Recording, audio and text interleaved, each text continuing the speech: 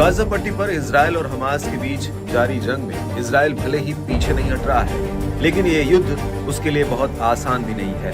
एक तरफ इजराइल को अमेरिका का समर्थन है, लेकिन दूसरी तरफ हमास को हूती और हिजबुल्लाह जैसे लड़ाकों का समर्थन मिला हुआ है और हिजबुल्लाह को ईरान सपोर्ट कर रहा है। यानी इजराइल को चौतरफा हमला झेलना पड़ रहा है।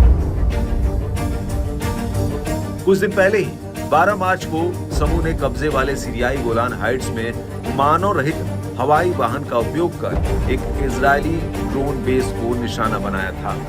अब इराक के इस्लामिक रेजिस्टेंस ने इजराइल के बेन गुरियन हवाई अड्डे पर एक नया ड्रोन हमला कर दिया है। हमला करने वाले समूह ने बुधवार को तड़के जारी एक बयान में कहा कि इजरायली कब्जे वाले यूनिट के भीतर हवाई अड्डे को निशाना बनाया गया।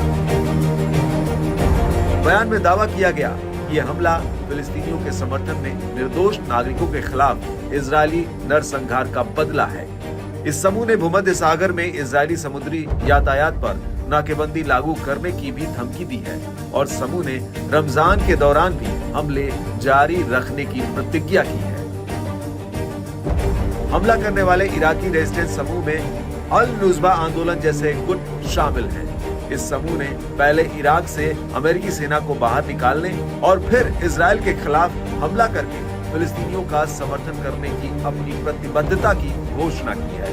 हमलों में तेजी युद्ध में शामिल क्षेत्रों में बढ़े तनाव के बीच देखने को मिल रही है। इससे पहले हूती ने एक अमेरिकी जहाज और इजराइल के बंदरगाह इलियट पोर्ट और इलियट शहर पर मिसाइलों से हमला किया। संयुक्त राष्ट्र सुरक्षा परिषद ने जहाजों पर किए गए हूती हमलों की कड़ी शब्दों में निंदा भी की। अमेरिका और ब्रिटेन ने भी हूती साइटों पर हमले किए। इसको लेकर हूतियों ने घोषणा की कि वे सभी अमेरिकी और ब्रिटिश जहाजों को सैन्य टारगेट मानते हैं। अमेरिका के नेतृत्व में ऑपरेशन प्रॉस्पेरिटी गार्जियन नाम के तहत एक गठबंधन 12 जनवरी से रुक रुक कर लाल सागर में हमलों के बदले हूती साइटों को निशाना बना रहा है।